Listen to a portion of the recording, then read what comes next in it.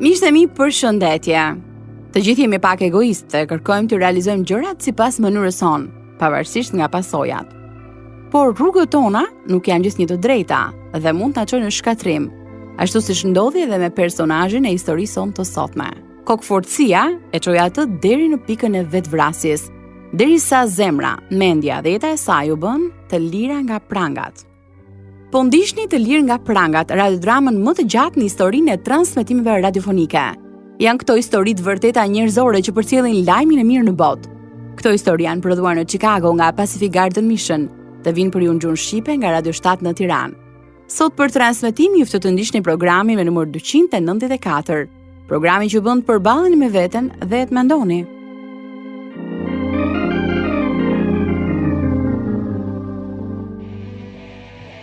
Karolin, të lutem eja mbyllë pak derën. Po unë jam duke dëgjuar muzikë, mami. Eja, bëj këtë që të thash. Ti duhet kuptosh diçka, Bi. Çfarë? Ti e di që ke qenë një fëmijë i veçantë dhe i çmuar për ne. Gjithashtu ti e di që unë nuk kam mundur të kem pasur fëmijë. E kam fjalën fëmijë prej gjaku, por ne e donim shumë një fëmijë. Ti gjithnjë ke menduar se ne kemi qenë prindrit e tu të vërtet, por në fakt, ne të kemi bërsuar kur ti ishe vetëm 7 muajshe. Asnjëherë nuk kemi penduar që të kemi bërë pjesë të familjes tonë. Nuk dua t'ja di. Shpesh themi, nuk dua t'ja di fare, kur në fakt e dim shumë mirë që është e kundërta. Personazhi i historisë sonë të sotme ishte 14 vjeç kur mësoi se ishte fëmijë i birësuar. Një vërtet kjo tronditse për të, megjithëse me sjellje tregonte të kundërtën. Kështu nisi rebelimi i saj dhe më pas dëshpërimi i thellë. Për shkak të çështjeve delikate që trajtohen në historinë e Karolinës, sugjerohet që fëmijët të shoqërohen nga prindrit.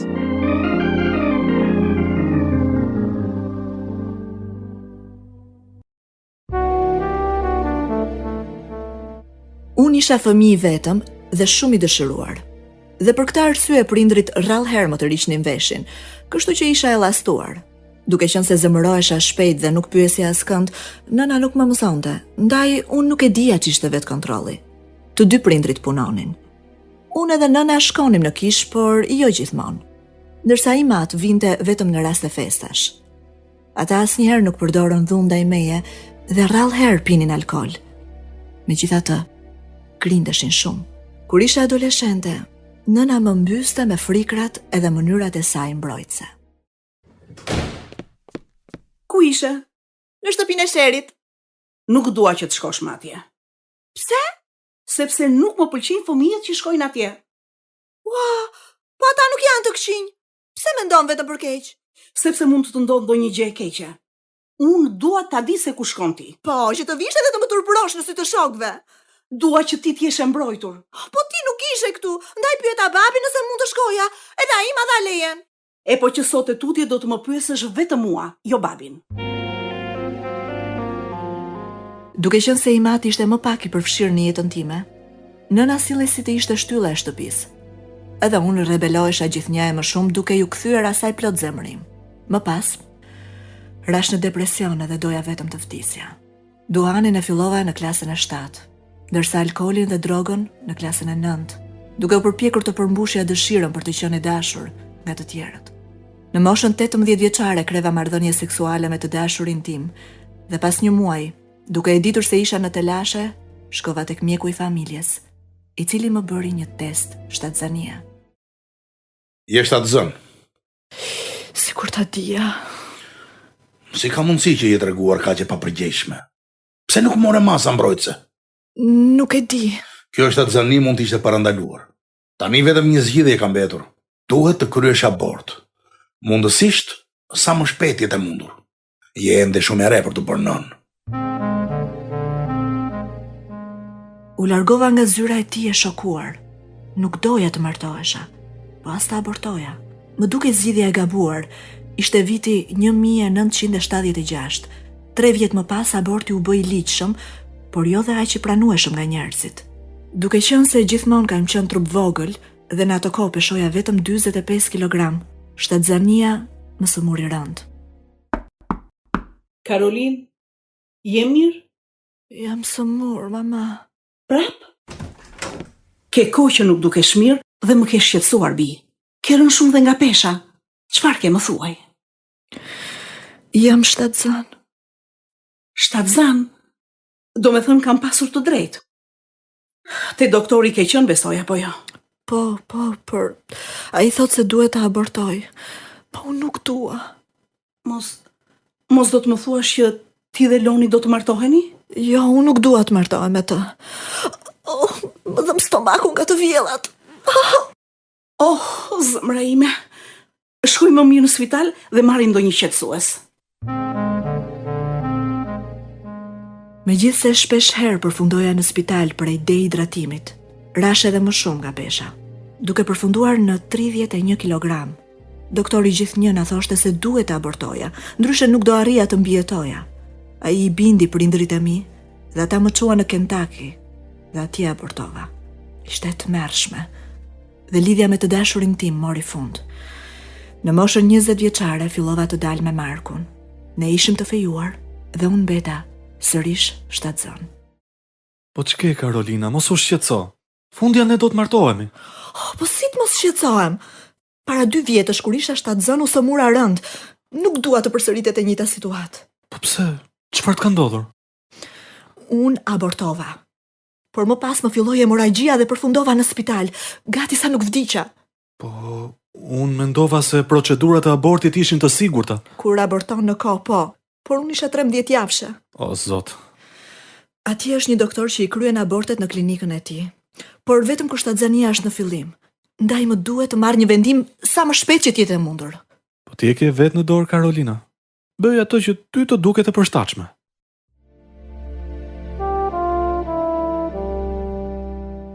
Përgjigja e tij nuk më ndihmoi as pak. Kisha frikë se mos sëmuresha sërish. Ndaj zgjodha të abortoja dhe fëmijën e dytë. Edhe Marku erdhi me mua. Ai më mbështeti shumë. Edhe prindrit e mi nuk e morën vesh. Por edhe kësaj here kisha ndërlikime. Shkove sërish te mjeku? Po pse? Sepse ditën tjetër kisha përsëri të vjella. Edhe dyshoja mos isha ende shtatzan. Në fakt bëra testin edhe ashtu ishte. Po bën shaka apo jo? Po çfarë nuk shkoi herën e parë? Doktori tha se duhet kënë qenë binjak, ndaj e hoqi edhe fëmijën e dytë. Ishte shumë e dhimbshme. Binjakat rrjedhin nga familja ime, Karolina.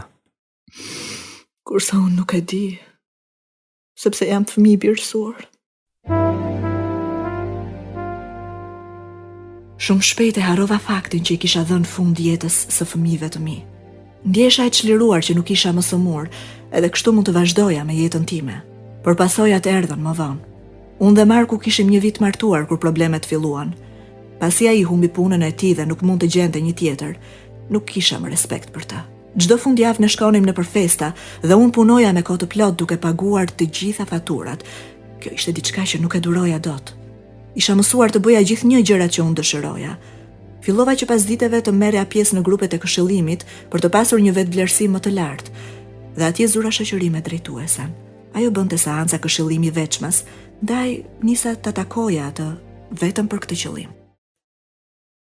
Si e Karolina? Nuk po gjej dot paqe. Nuk ndjej më dashuri as për tim shoq. Edhe kjo ndodh. Ne nuk grindemi asnjëherë, por unë nuk e dua më. Edhe dua të ndahem prej tij. Mendon se Zoti do që unë të qëndroj me të? Zoti do që ti t'jesh e lumtur, Karolina. Duhet të bësh atë gjë që ty t'i jep gëzim. Po unë nuk di ku të shkoj pa u ndava nga Marku. Mund të qëndrosh me qira në shtëpinë time. Vërtet? Kjo më duket ide shumë e mirë. Në këtë mënyrë mund të mësoj më shumë gjëra rreth Zotit, a?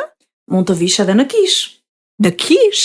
Unë e quaj kisha të menduarit pozitiv dhe e vetvlerësimit të lartë. Wow!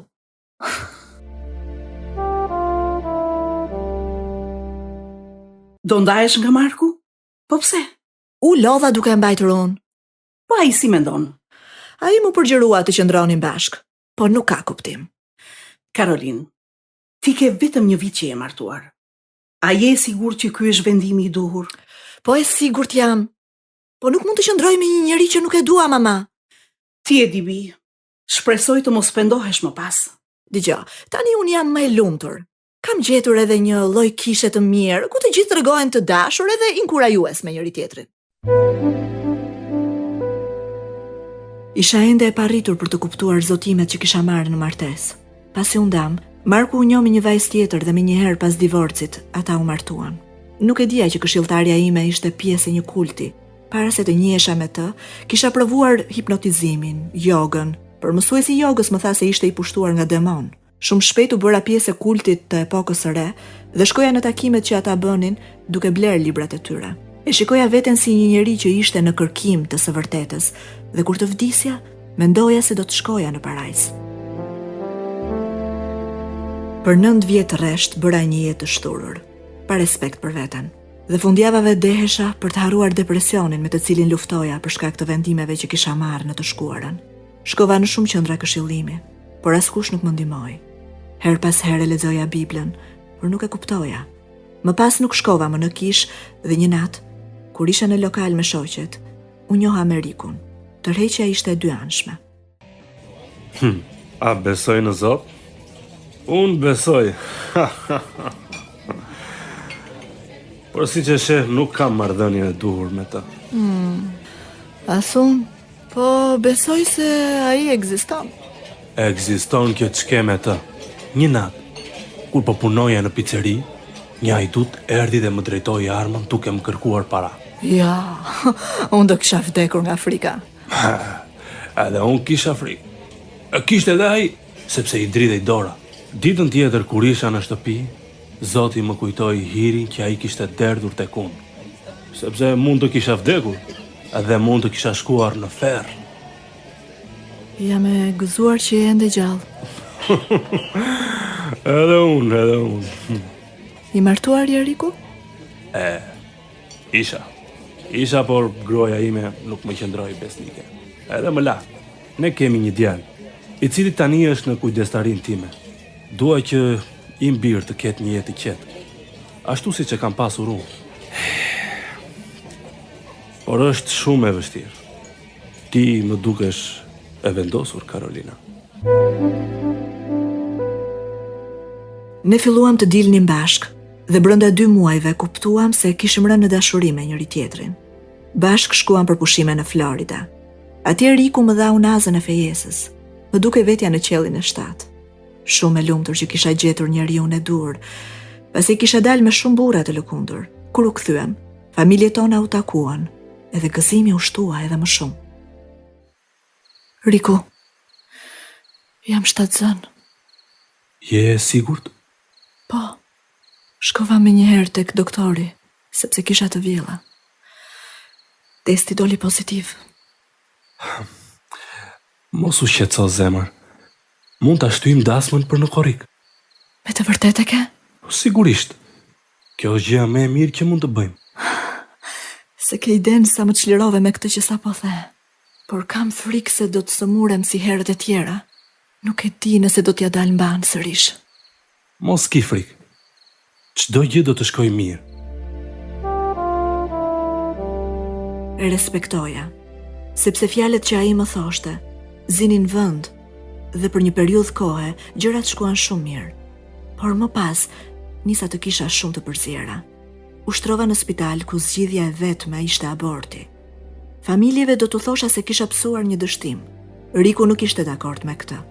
Ndaj prita që ai të largohej dhe më pas telefonova klinikun ku kryeshin abortet.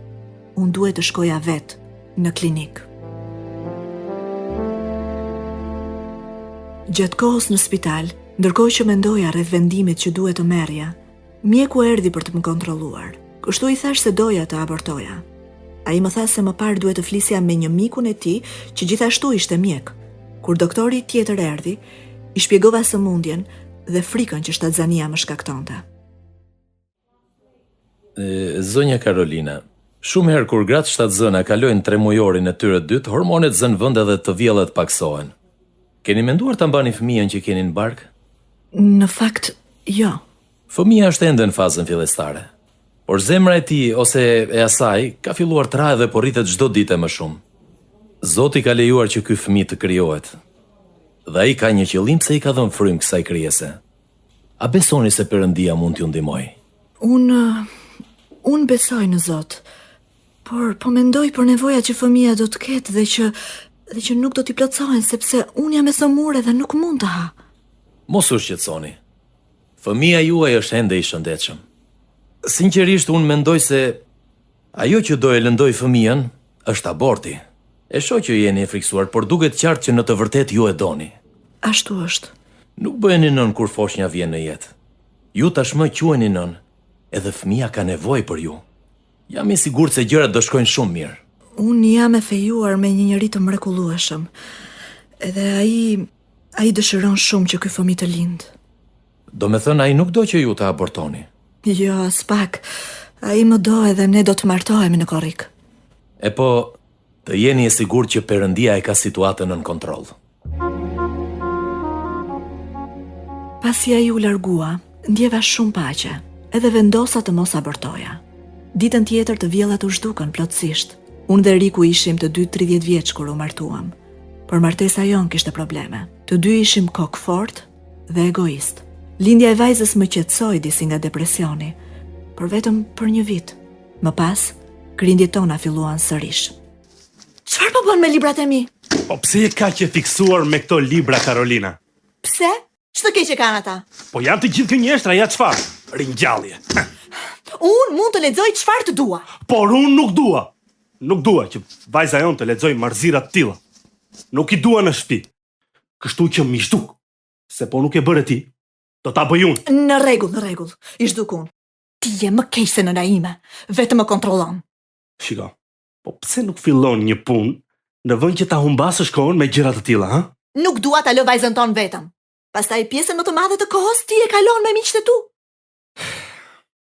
Karolina, po pse tregohesh kaq e papjekur?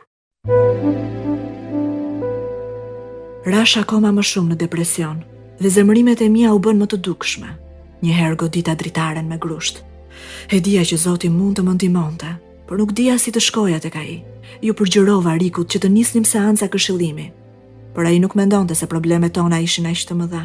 Mendova sërish për vetvrasjen, edhe divorcin. Më pas Riku më prezantoi me një mikesh të quajtur Lois, e cila jetonte pranë shtëpisë son dhe çdo ditë dilte për vrap. Kështu unë nisa të dilja me të. I bën mirë shpirtit ton kur shohim bukurinë e krijimit të Perëndis, apo jo? Po, Qiej tregojnë lavdinë e Perëndis. kam 10 vjet që e kërkoj Perëndin, edhe nuk e kam gjetur. Më pas Riku mi hodhi të gjitha librat që kisha përdorur për ta gjetur atë. E lexon Biblën? Ndonjëherë, po nuk e kuptoj. Nuk e di pse. Un kam disa libra që ti mund t'i lexosh. Edhe kaseta me mësime. Ti mund t'i dëgjosh. Kanë për të ndihmuar shumë. Kur do m'japësh? Ke dëgjuar ndonjë prej kasetave që të dash? Po, por ka disa gjëra që më kanë bërë përshtypje. Si për shembull? Si për shembull pjesa ku flitet për mbretin David edhe mëkatin që kreu me Bathshebën. Mënyra se si mëkati I tij e ndau atë nga Perëndia. Nuk e dija që mëkati të ndan prej tij. Po, të ndan. Faleminderit për kasetat, Lois. Dëgjoj, në kishën tonë do kemi një shërbes kësaj jave. Dëshiron të vish me mua? Do më pëlqente shumë. Më mungon kisha. Isha 31 vjeç kur shkova në kisha të natë me Loisin. Më pëlqeu adhurimi dhe kur pastori foli, ndjeva paqe. Dëgjova me vëmendje çdo fjalë që ai nxirrte nga goja. Kur gjon pak zori pa Jezusin, ai tha ja qëngji I Perëndis që heq mëkatin e botës. Pse e tha ai këtë? Sepse ne të gjithë kemi lindur në mëkat. Romakët kapitulli 5, vargu 12 thot: Prandaj ashtu si me anë të një njeriu të vetëm, I quajtur Adam, mëkati hyri në botë dhe me anë të mëkatit vdekja, po ashtu vdekja ushtritet të gjithë njerëzit sepse të gjithë mëkatuan. Miqtë e mi, paga e mëkatit është vdekja.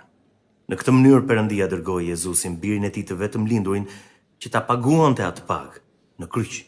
Profeti Isaia e parashikoi ardhin e tij. Kapitulli 53 thot: I përçmuar dhe I hedhur poshtë nga njerëzit. Njeri I dhimbjeve, njohës I vuajtjes, I ngjashëm me dikë para të cilit fshihet faqja, ishte përçmuar dhe ne nuk e çmuam as pak, por ai u te shpua për shkak të shkeljeve tona, u shtyp për pa udhësitë tona. Ndëshkimi për të cilin kemi paqen është mbi të, dhe për shkak të burratave të tij ne jemi shëruar. Ne të gjithë endeshim si dele, secili prej nesh ndiqte rrugën e vet, edhe Zoti bëri që të bjerë mbi të pa udhësia e ne të gjithëve. Dëgjoni miqtë mi. Jezusi vdiq për mëkatet tuaja në mënyrë që ju të merrni faljen e Perëndisë. Ai tha, s'kam ardhur të thërras të drejtët, por mëkatarët në pendim. U mbush koha dhe mbretëria e Perëndisë është afër, pendohuni dhe besoni në Ungjillin. Te Gjoni kapitulli i parë, Perëndia na premton, por të gjithë atyre që e pranuan, ai u dha pushtetin të bëhen bij të Perëndisë, atyre që besojnë në emrin e tij. Nëse do doni të pranonit Krishtin si shpëtimtarin tuaj, ju mund ta bëni këtë tani.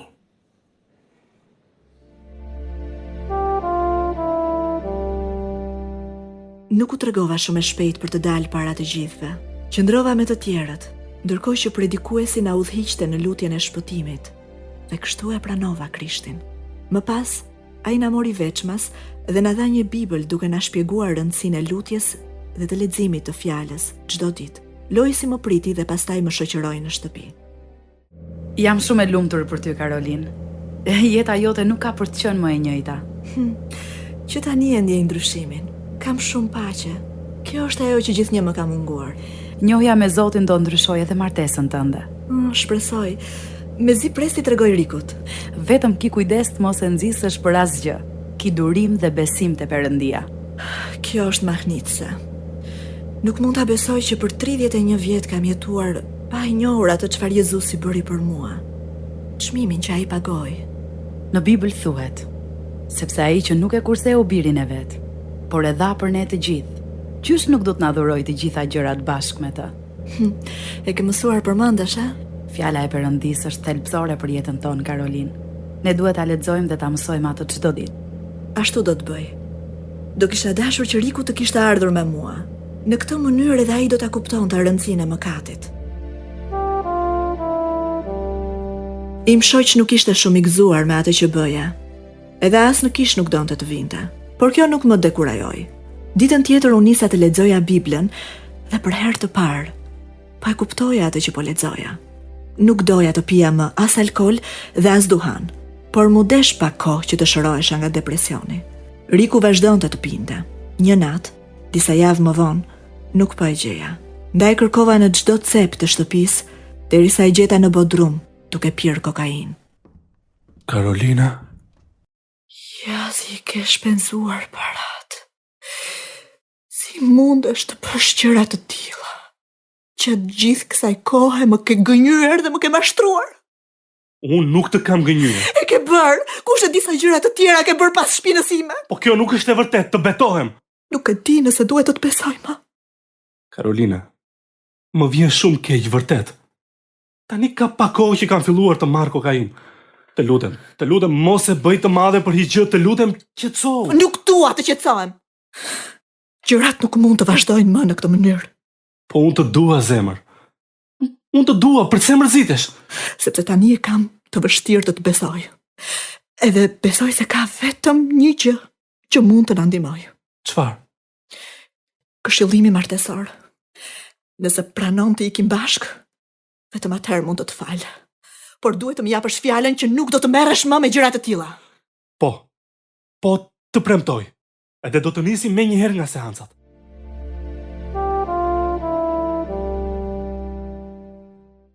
Pasi takuam disa herë një këshillues të krishterë, pas disa kohësh përfunduam duke shkuar bashkë edhe në kish.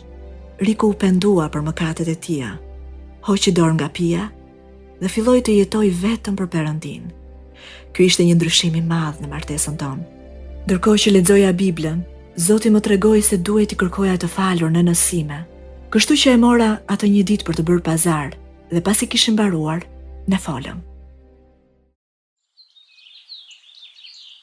Mama, Zoti më ka treguar se në të shkuarën nuk kam qenë një fëmijë i mbar, edhe jam sjell keq me ty. Kam mëkatuar ndaj teje, edhe ndaj Perëndisë, sepse ai na urdhëron të respektojmë nënën dhe baban. Të lutem të më falësh. Sigurisht që të kam falur, Karolin. Unë të dua shumë. Zoti gjithashtu më ka treguar se ne duhet të falim edhe doktorin që më nxiti të abortoja, mama. Ai nuk e meriton.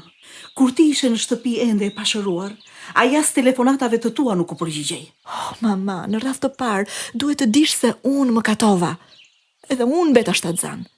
Të gjithë më shikonin si viktim. Po vetëm fëmia që ne vram ishte i pafajshëm. E po, ai nuk mund të quhet doktor. Ne të dyja duhet ta falim. Mirë. Dgjoj, unë i kam shkruar një letër ku i them se e kam falur. 2 vjet më pas, nëna u sëmur dhe ra në koma. Gjatë atij muaji qëndrova pranë saj duke ju lutur Perëndis që t'i shfaqej asaj. Këndoja edhe lexoja Biblën. Gjithashtu u lidha shumë me Timat. 1 vit pas vdekjes së nënës, fillova të kërkoja nënën time biologjike. Kur mora certifikatën e lindjes, e njoha emrin e saj. Halla e nënës sime biologjike ishte martuar me gjyshin tim. Nguroja të takoja hallën dhe kështu e lash situatën në duart e Perëndis. Pas 10 vjetësh, Stefani, një mikesha ime e krishter, u tregua e gatshme për të më ndihmuar të gjeja nënën. Kështu, u desh të diskutoja dhe me Rikun. Si të shkoi dita, zemër? Sot, kam njohur nënën time biologjike. Do me thënë Stefania e gjeti? Po! Gjatë gjithë këtyre viteve ajo kishte jetuar në Dayton edhe unë kam lindur në Cleveland. Ajo nuk ishte martuar me baban tim biologjik, i cili i kishte kërkuar asaj të më abortonte. Dhe kur ajo e kishte refuzuar, ai e kishte braktisur. Duhet të ketë qenë e vështirë për të, që të përballej e vetme me situatën. Në fakt po. Më pas ajo e humbi punën edhe i kërkoi të atit të saj të gjente dikën nga familja që të kujdesi për mua. Në këtë mënyrë do e dinte që isha në duar të sigurta. E di, më vjen mirë që nëna jote nuk të abortoi. Edhe mua. Është ironike edhe trishtueshme në të njëjtën kohë që unë bëra pikërisht atë që ajo nuk mundi ta bënte. Po motra dhe vëllezër të tjerë, ke? Kisha 3 motra dhe 1 vëlla. Por njëra nga motrat kreu vetvrasje. Më vjen keq. Hej, Rik, ajo pranoi të na takonte të dyve.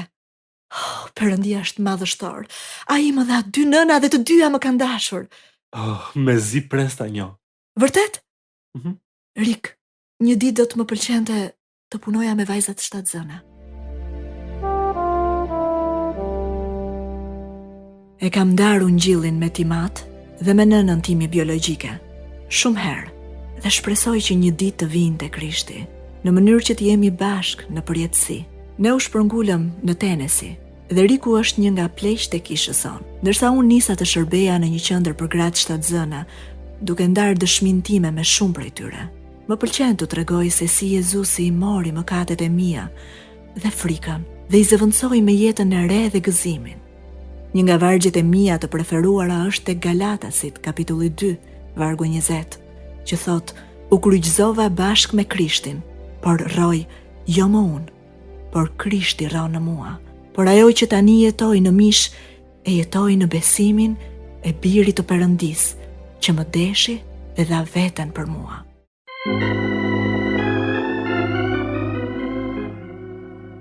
Dëgjuesi dashur, të besosh se Zoti ekziston nuk do të thotë se jeni të shpëtuar. Bibla thotë që edhe demonët besojnë edhe dridhen, por Jezusi tha: "Unë jam udha, e vërteta dhe jeta. Askush nuk vjen tek Ati përveç se nëpërmjet meje." Nëse do të dëshironi të ecni në këtë udhë, do t'ju ftoja të luteshit së bashku me mua tani. I dashur Perëndi, unë nuk mund të vi tek ti përveç se nëpërmjet Jezus Krishtit. E besoj se ai vdiq për mëkatet e mia dhe besoj se ai u ringjall dhe jeton për të më dhënë një jetë të re. Faleminderit Zot për sakrificën tënde. Eja në zemrën dhe në jetën time dhe më ndihmo të jem si ti. Në emrin tënd lutem. Amen. Nëse e keni bërë këtë lutje dhe doni të dini më shumë, ju ftoj të na shkruani në Radio 7, kutja postare 2914 Tiranë, ose mund na dërgoni një email në info@radiovis7.net.